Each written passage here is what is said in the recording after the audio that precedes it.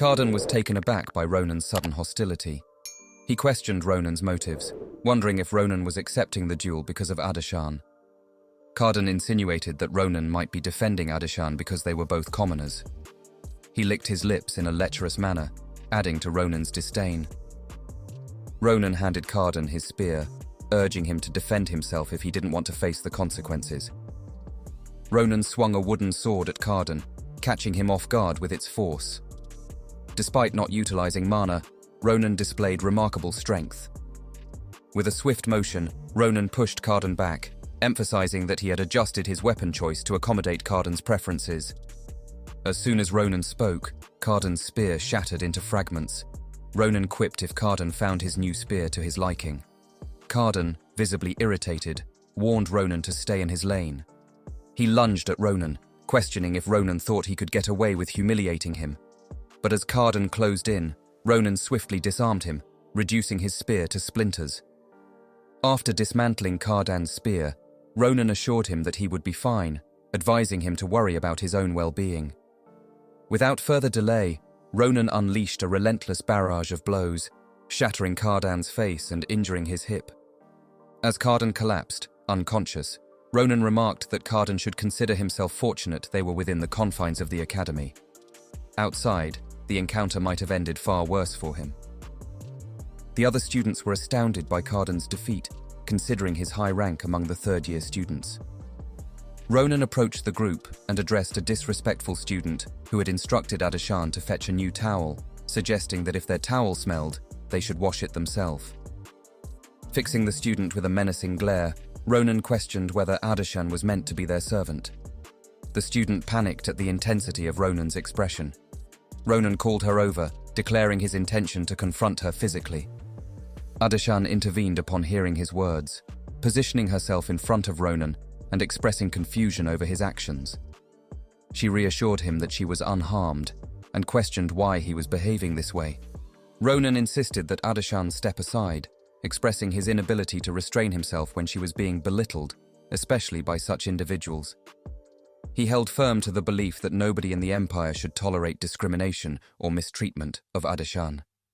Gently moving Adeshan to his side, he vowed to continue confronting every student in the class until they learned their lesson. Navaros intervened. Ronan sensed a mysterious force restraining him, accompanied by a formidable aura. Navaros asserted that she wouldn't demand Ronan to be accountable for his altercation with Carden, highlighting that in real combat scenarios, even more dire situations could arise. While Navaros cautioned Ronan against further escalation, warning of consequences if he persisted, Ronan found himself immobilized by an unseen force. Glancing back at Navaros, he was shocked to witness her transformed into a colossal serpent, exuding the aura of an unparalleled sword saint. Navaros clarified to Ronan that what he intended wasn't a mere duel. Assuming responsibility for the class, she asserted her duty to prevent any further divergence. Ronan confronted Navaros, questioning her awareness of Adeshan's plight and her inaction in addressing it. Navaros sternly warned Ronan that the issue didn't concern him and issued a final warning. She urged him to cease his actions. Disregarding her stature as the unprecedented sword saint, Ronan defiantly dismissed her and told her to piss off. Disheartened by his response, Navaros launched an attack known as Serpent Strike against Ronan. Terrified by the looming attack, Ronan's mind wandered back to a moment in the past, standing alongside Grand Commander Adeshan. He recalled questioning her decision to assume the role of commander when others hesitated. Adeshan imparted to Ronan a lesson about destiny, explaining that some paths are meant only for those who willingly embrace them. Ronan often pondered the significance behind Adeshan's words, contemplating the burden she bore alone. He couldn't help but wonder about the weight she carried on her shoulders. Recalling Adeshan's final moments, he remembered her sincere apology for burdening another with her responsibilities.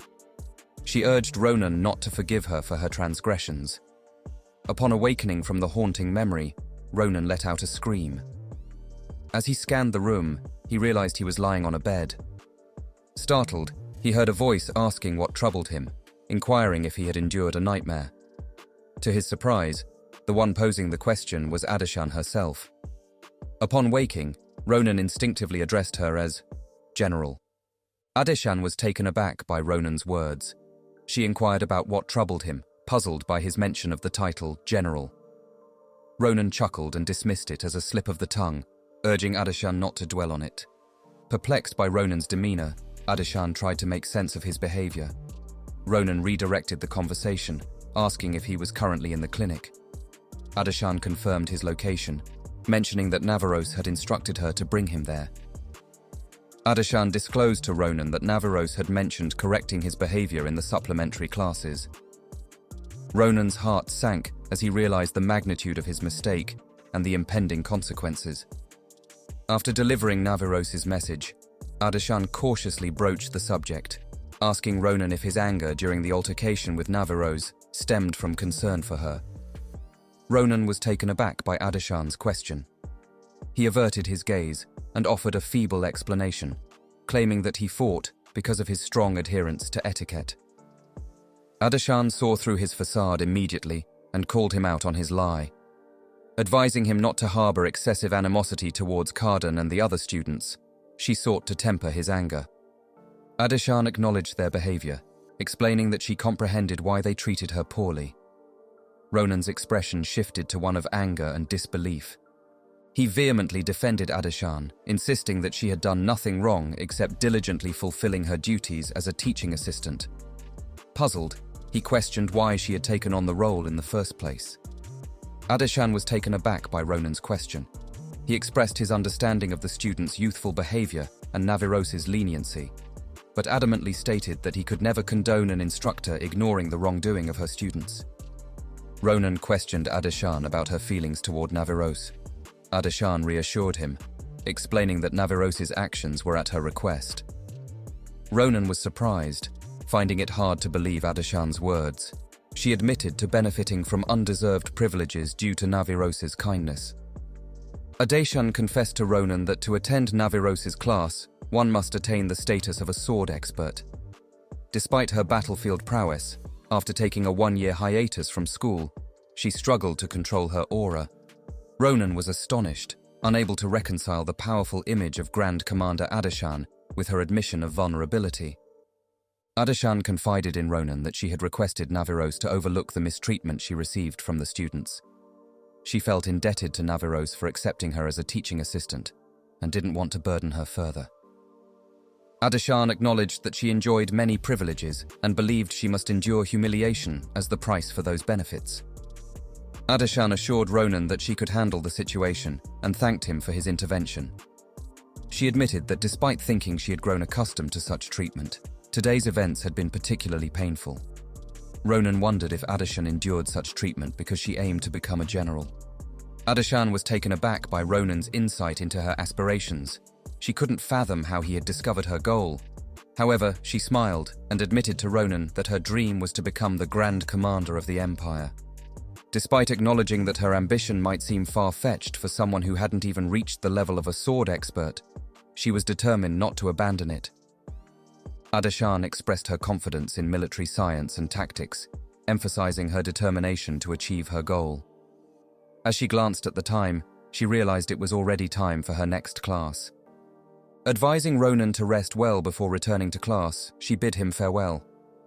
Ronan expressed his gratitude for her care, to which Adeshan simply smiled and reassured him not to worry about it. As Adeshan left the clinic, Ronan found himself reminiscing about their past interactions. He recalled her final moments, where she expressed a whimsical desire to pursue tailoring instead of her ambitious goal of becoming a general, with a gentle smile on her face.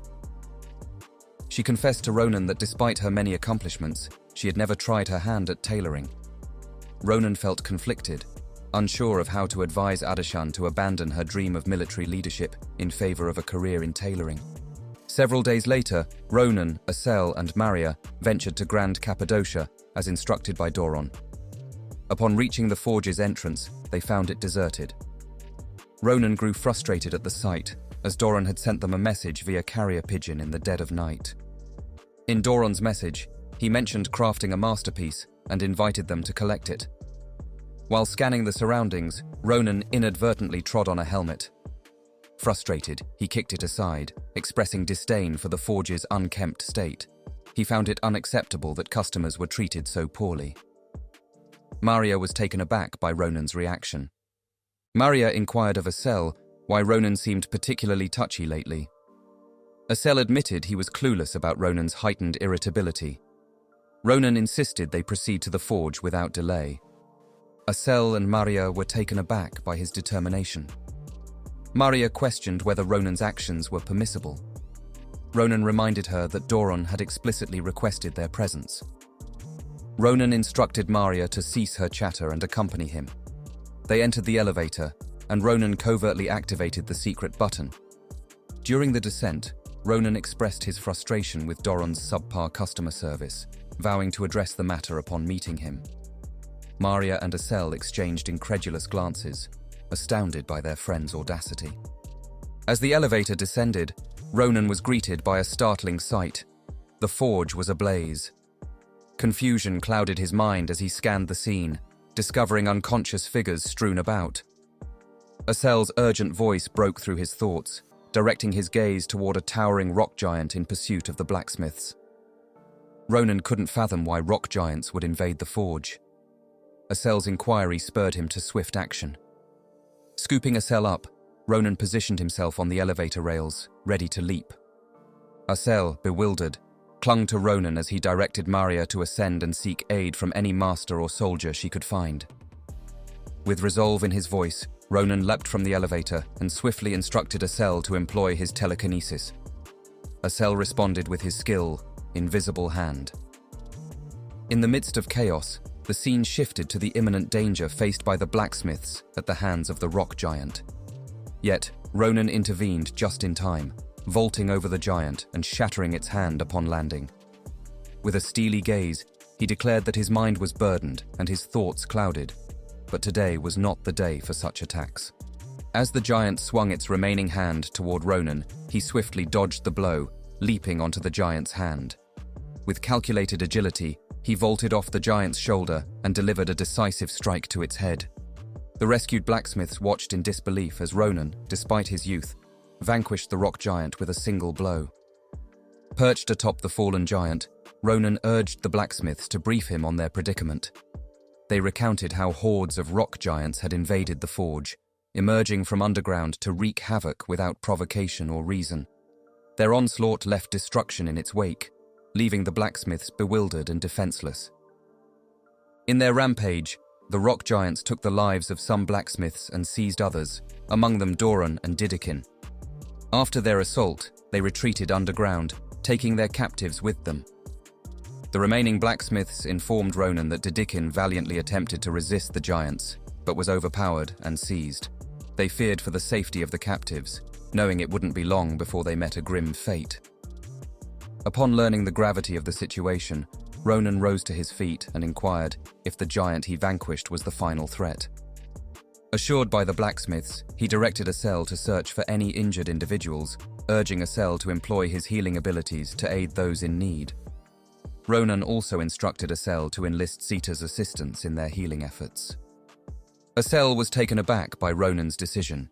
He inquired about Ronan's plan of action.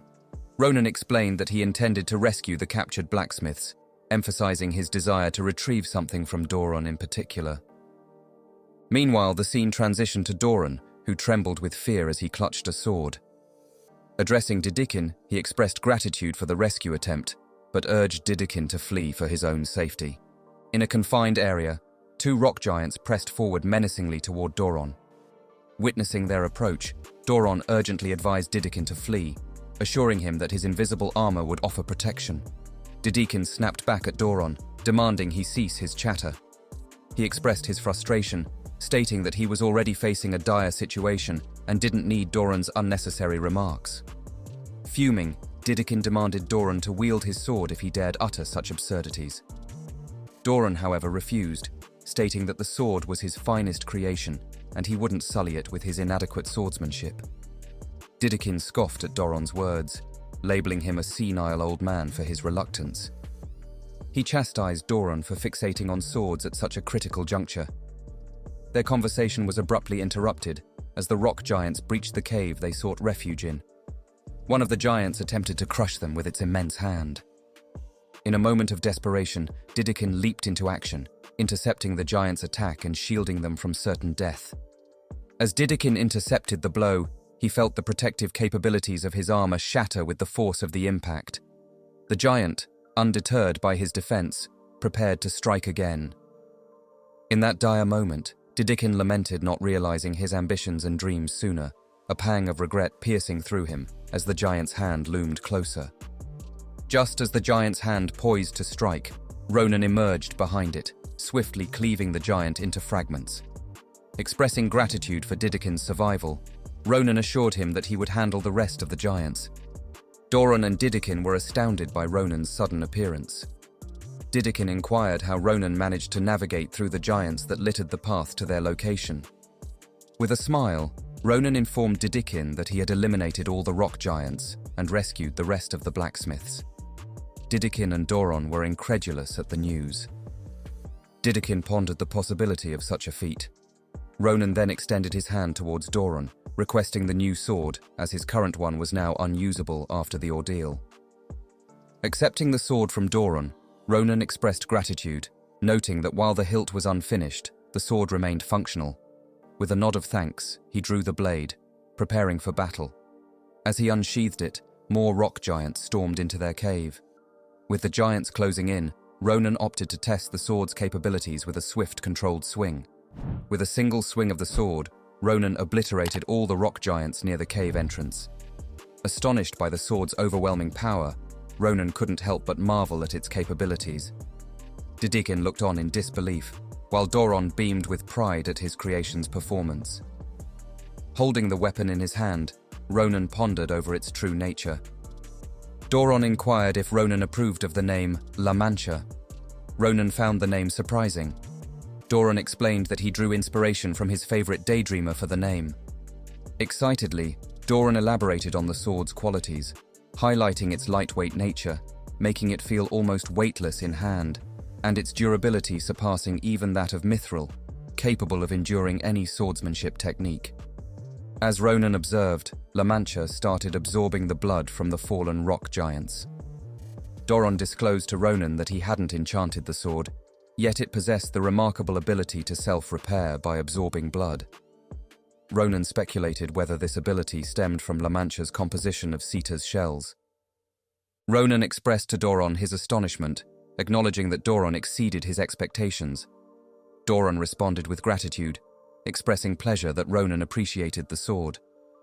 Didikin, perplexed by the exchange, found it hard to believe they were exchanging compliments amidst the crisis.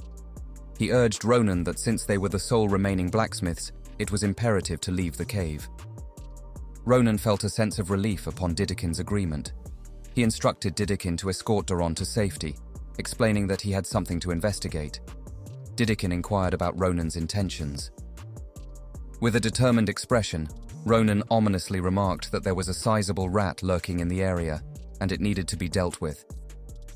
Meanwhile, elsewhere, the mysterious man and woman stood beside a towering rock giant. Didikin was perplexed by Ronan's analogy involving rats. He urged Ronan to provide further explanation. Ronan expressed his bafflement at the situation, noting that it defied his understanding. Revealing his expertise in rock giants' behavior, Ronan pointed out that it was unusual for them to act in a coordinated group. Rock giants typically don't initiate attacks on humans unless provoked. They're generally peaceful creatures. Ronan inspected the rock giant closely and noticed an unfamiliar mark. Turning to Doran and Didikin, he remarked on the suspiciousness of the symbol.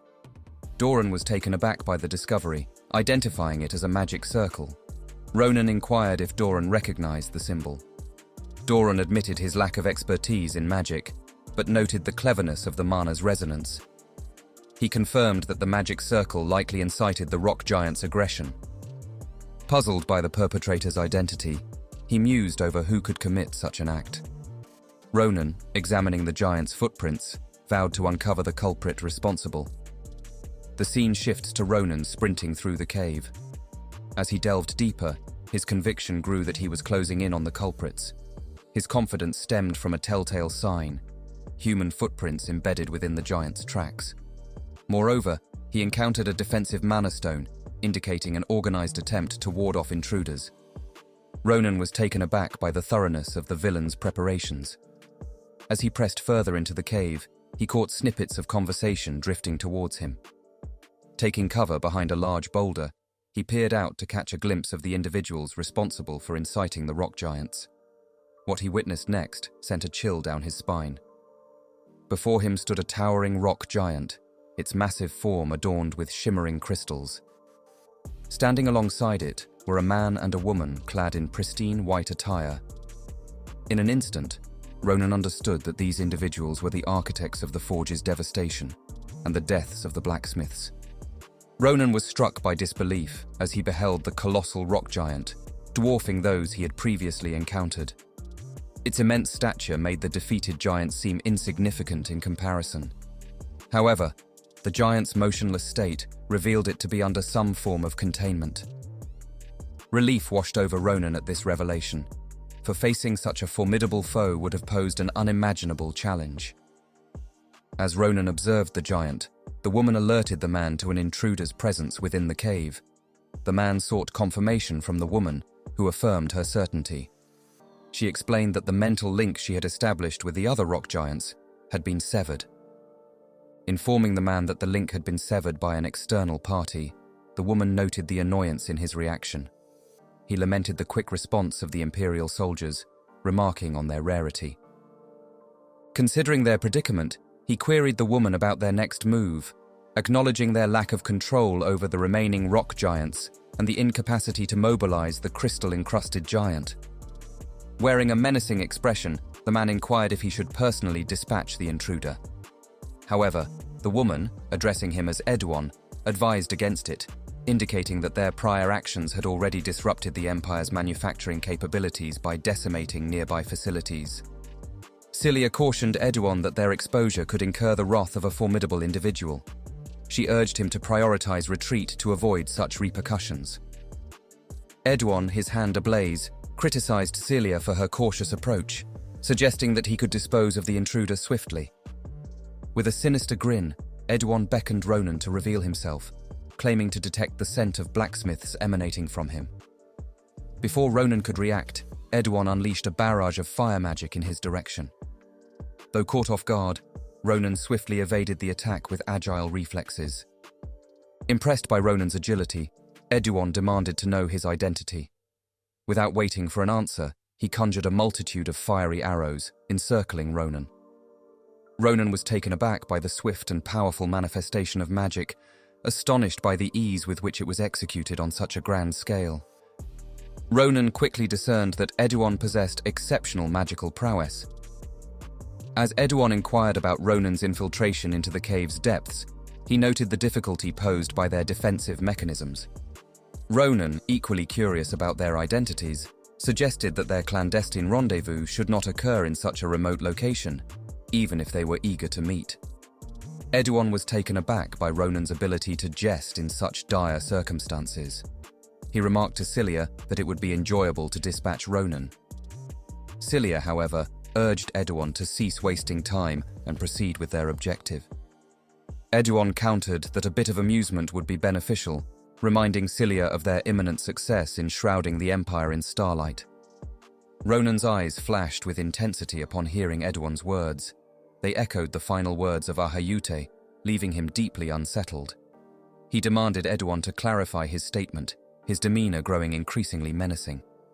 Edwon, taken aback by Ronan's sudden shift in demeanor, paused, uncertain of how to respond. Edwon, perplexed by Ronan's sudden demand, struggled to comprehend what could have sparked such a shift in his demeanor. Ronan, resolute, insisted that Edwon and Cilia accompany him, emphasizing his need for answers. Edwon, interpreting Ronan's request as an act of desperation, ignited his fire magic, questioning Ronan's belief in his ability to capture them. With swift and decisive action, Ronan swiftly severed Edwon's hand before swiftly incapacitating him further by severing his lower body. With a menacing gaze, Ronan conveyed to Edwon that his ability to capture them was not in question, urging them to submit to their impending retribution. Edwon's agonized cries echoed through the cave as his body crumbled under Ronan's assault. Cilia, gripped with fear, watched in horror as even Edouan proved helpless against Ronan's onslaught. With a firm grasp on Celia's neck, Ronan issued a stern ultimatum, demanding her compliance with his interrogation or face the same fate as Edouan,